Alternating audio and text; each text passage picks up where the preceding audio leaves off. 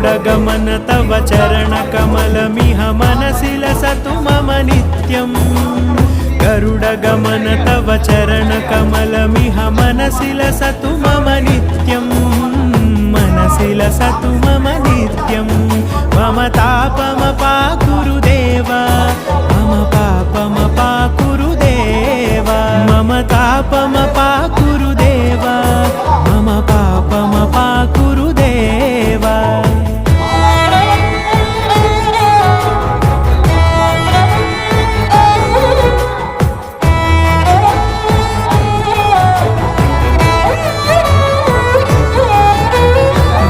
जनयन विधिनमुचिहरण मुख विबुध विनुत पद पद्मा जल जनयन विधिनमुचिहरण मुख विबुध विनुत पद पद्मा विबुध विनुत पद पद्मा చూసారా ఎంత సత్యం అండి, కఠోర సత్యం. మనం ఎవరు పట్టించుకోము. ఎందుకు? మన అవయవాలు కొంచెం ఆరోగ్యం ఉంటే మనకి ఇవన్నీ వినిపించవు, అది మన వారికి వెళ్ళవు. మనకు కాదు, ఎవరికో చెప్పుకుంటారు. మన మీద వచ్చి పడితే కానీ మనకు అర్థం కాదు. అంటే ఇది ఎంత విశ్వానికి అందించినటువంటి ఒక నిగూఢమైన సత్యం. నజాతు కామ కామానాం.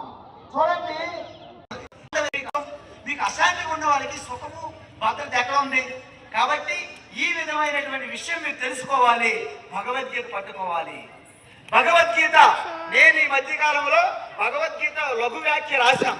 ఆ లఘు వ్యాఖ్య ఎందుకు రాశామంటే ఇప్పటికే గీత గ్రంథాలు ఉన్నాయి, వ్యాఖ్యలు.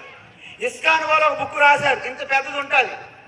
వాళ్ళు ఏమంటారంటే గీత యథాతథం. యథాతథం అంటే ఇది యథాతథం, వాళ్ళు రాసింది కాదు యథాతథం. ఓన్లీ శ్లోకాలు ఉన్నాయి, 701 శ్లోకం ఉంది. ఇది యథాతథం. ఇంత పెద్దది రాసుకొని వచ్చి యథాతథం అంటే ఎవరు నమ్ముతారు? వాస్తవానికి ఏ బుక్ కూడా ఆది శంకరాచార్య లాంటి ప్రామాణిక భాష్యం ఉన్నది. ఒక బుక్ సో భగవద్గీత అనేక వ్యాఖ్యలు మహాత్ములు రాశారు, 100కు పైగా ఉన్నాయి. అవన్నీ చదవడానికి మనకు సమయం లేదని సాక్షాత్తుగా ఆ ప్రస్థానత్రయం యొక్క తాత్పర్యాన్ని మీకు అనువుగా చదువుకోవడానికి వీలుగా సులభమైనటువంటి భాషలో మనం బుక్ తీసుకొచ్చాం భగవద్గీత. ఈ భగవద్గీత ప్రతి అమ్మఒడిలోనూ, ప్రతి గుడిలోనూ, ప్రతి బడిలోనూ, ప్రతి ఇంటికి, ప్రతి వ్యక్తికి అందాలని మా లక్ష్యంగా గీతా విజయ ప్రాజెక్టు మేము ప్రారంభించాం. ఈ భగవద్గీత బుక్ మన యొక్క యశస్వి ముఖ్యమంత్రి ఉత్తరప్రదేశ్ యోగి ఆదిత్యనాథ్ గారికి కూడా ఇది నేను ప్రజెంట్ చేశాను. వారు ఎంతో ఆనందించారు. అదేవిధంగా భాగ్యనగరంలో గీతా జయంతి రోజున ఇది విడుదల చేశాను.